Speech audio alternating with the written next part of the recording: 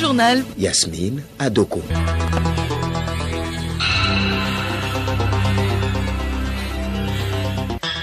Madame, Monsieur, bonjour.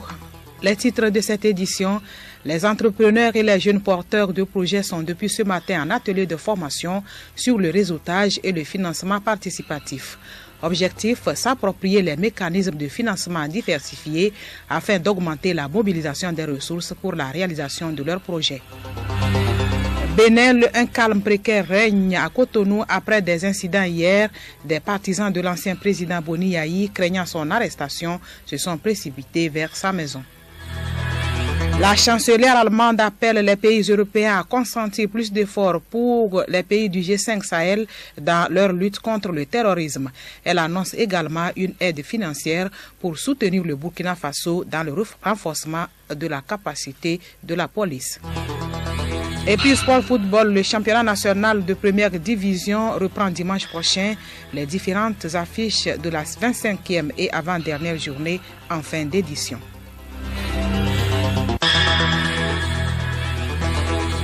Radiolomé.tg.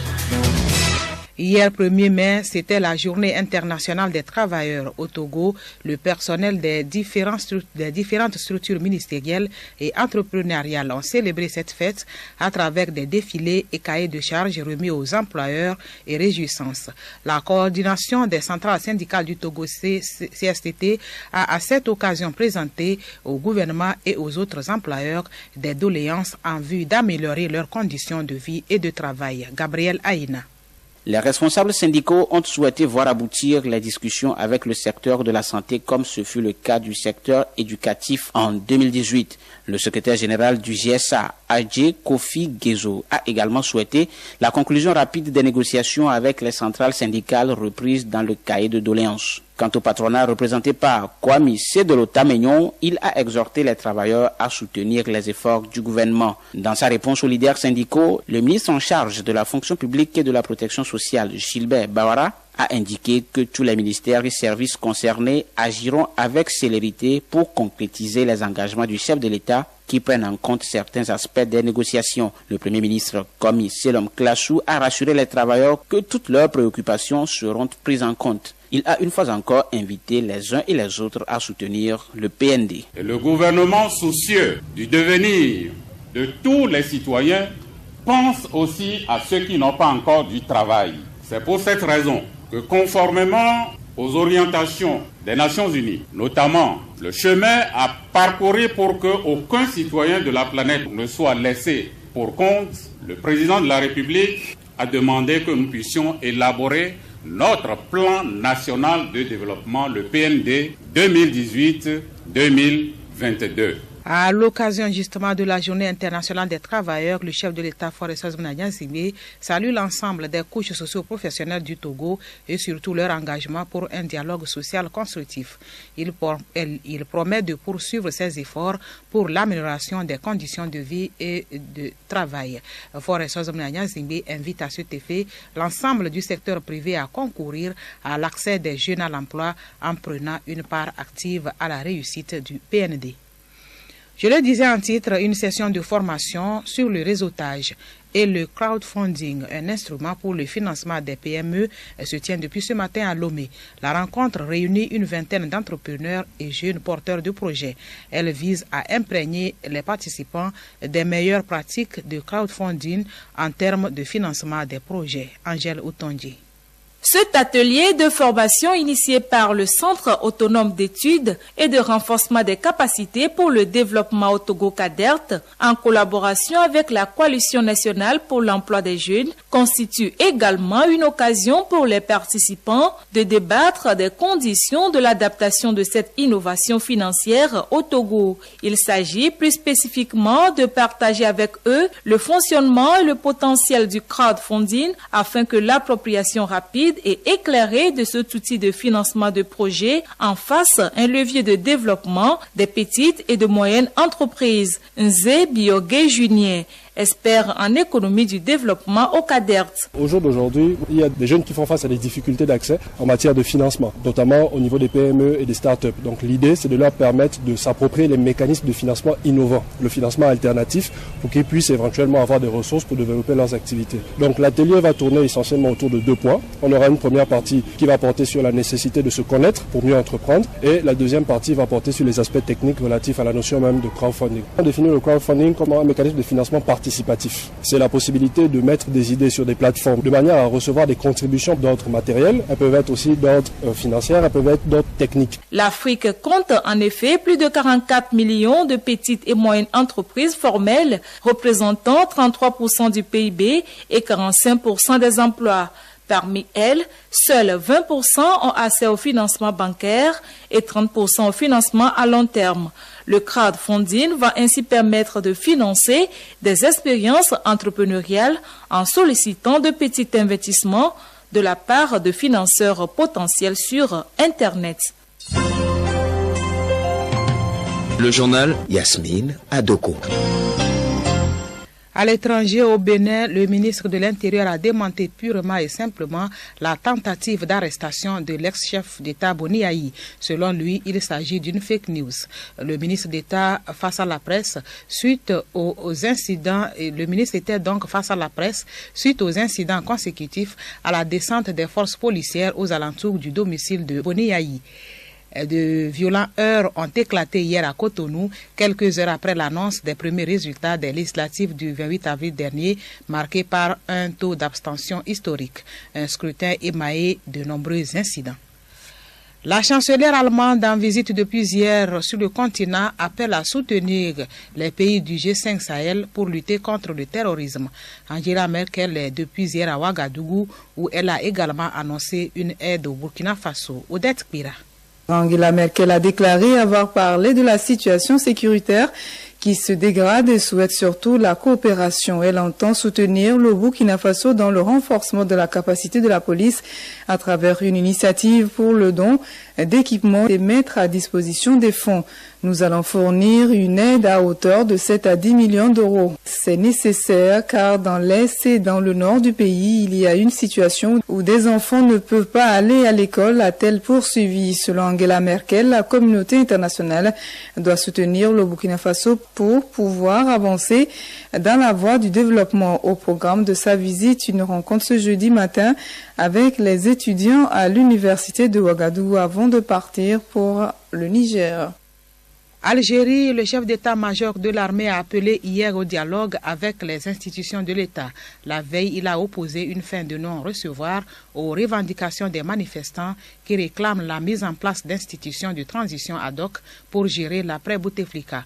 Le général Ahmed Gaïd Salah, sur ce dialogue, estime que c'est la voie la plus judicieuse pour présenter des propositions constructives, rapprocher les points de vue et atteindre un consensus autour des solutions disponibles. Washington ne pourra pas atteindre son but, déclaration du président iranien face au durcissement des sanctions américaines sur le pétrole.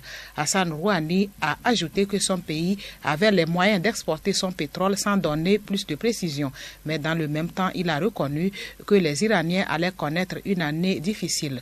De son côté, le guide suprême iranien, l'ayatollah Ali Khamenei, a affirmé que les États-Unis et Israël avaient adopté une posture de guerre et que le pays devait s'y préparer. On est donc dans une situation particulièrement sensible.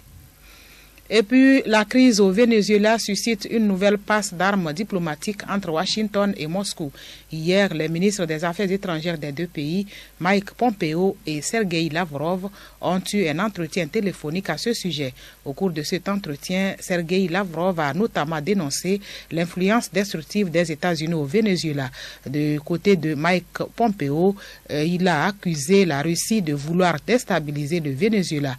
Pour le chef de la diplomatie américaine, Moscou doit mettre fin à son soutien à Nicolás Maduro et rejoindre le rang des nations qui souhaitent un avenir meilleur pour le pays, y compris l'écrasante majorité des pays occidentaux. Écoutez Radio Lomé sur le web sur le www.radiolomé.tg.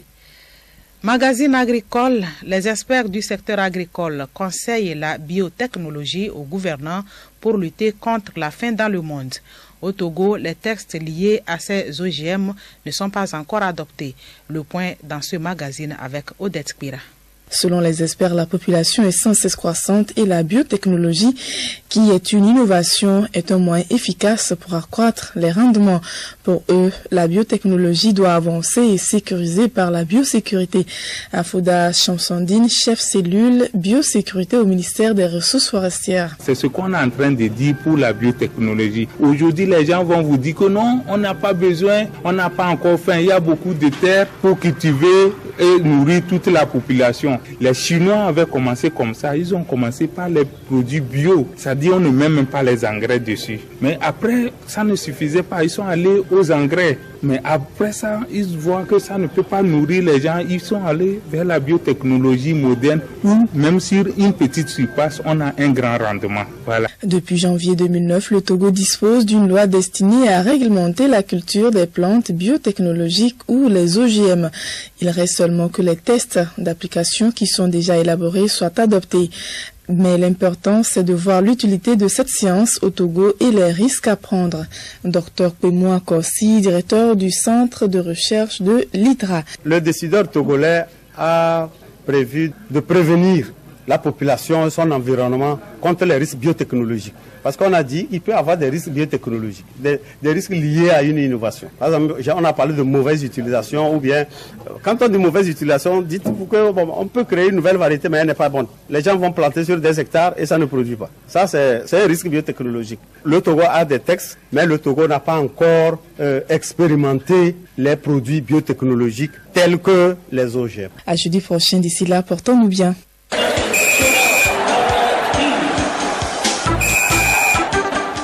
Sport football, reprise dimanche prochain des rencontres du championnat national de première division. Les affiches de la 25e et avant-dernière journée retiennent l'attention. Théophile Dandako. Pour cette 25e et avant-dernière journée du championnat national de football de première division, Fouadan jouera son match et ce sera face à Bikenti de Bassar. À Tchamba, Koroki Metete de la localité sera aux prises avec Boholo Sud des Lacs. À Bafilo, Sara Sport et Asco se mesurent. Une victoire d'Asco, le maintien d'office en première division. À Sokodé, Simassi et Ange se donnent rendez-vous. L'ASCK Akara, déjà championne, sera aux prises avec l'AS OTR. À Wamé, Maranata de Fiokpo, deuxième au classement et candidat sérieux à la Coupe de la Confédération africaine Coupe CAF, sera aux prises avec Dito FC de Lomé. Enfin, à Lomé, l'AS Togo Port et Gomido s'affrontent. Demi-finale allée de la Ligue européenne des champions de football, le FC Barcelone a battu hier mercredi Liverpool 3-0, dont un doublé de l'international argentin Lionel Messi. Avec ce score, Liverpool, finaliste en 2018, devra sortir sa classe pour inverser la tendance au match retour. Mardi prochain donc, Liverpool reçoit le FC Barcelone et mercredi, Ajax accueille Tottenham. 1-0 pour Ajax au match aller. Cette édition s'achève. En voici les principales articulations. Les entrepreneurs et jeunes porteurs de projets sont depuis ce matin en atelier de formation sur le réseautage et le financement participatif. Objectif, s'approprier les mécanismes de financement diversifiés afin d'augmenter la mobilisation des ressources pour la réalisation de leurs projets. Bénin, un calme précaire règne à Cotonou après des incidents hier. Des partisans de l'ancien président Boni Yayi, craignant son arrestation, se sont précipités vers sa maison. Et puis la chancelière allemande appelle les pays européens à consentir plus d'efforts pour les pays du G5 Sahel dans leur lutte contre le terrorisme. Elle annonce également une aide financière pour soutenir le Burkina Faso dans le renforcement de la capacité de la police. Merci d'avoir suivi le journal.